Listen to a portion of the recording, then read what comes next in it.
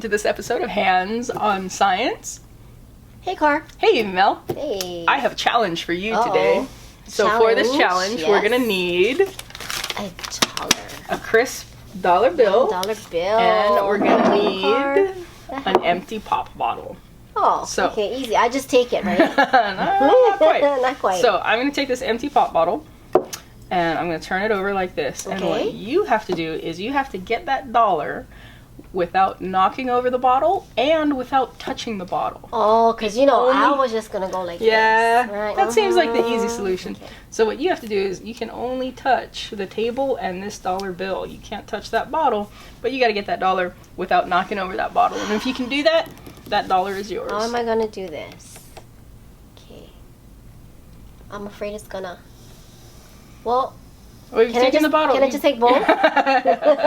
Taking the bottle with you. Oh, man. Okay. Okay, how do we do it? How do we So do this? here's the solution. I'm going to by touching only this dollar and obviously the table, I'm going to start very slowly rolling up this dollar. Okay. It's a little hard to get it started, but once you have that roll started, I can continue to roll and roll and roll and roll. Now only the dollar is touching the bottle, but I can slowly I see it right there. You're roll. rolling it and you're pushing it at the same I can slowly time. roll the dollar and push Well, the bottle off hey. the dollar. So you can use this trick to fool your teachers and trick your friends and impress your parents or your scout leader or your youth leader. I can probably use like a $10 bill, yeah? Or $20 And that's how you get a the dollar. bill out from under the bottle.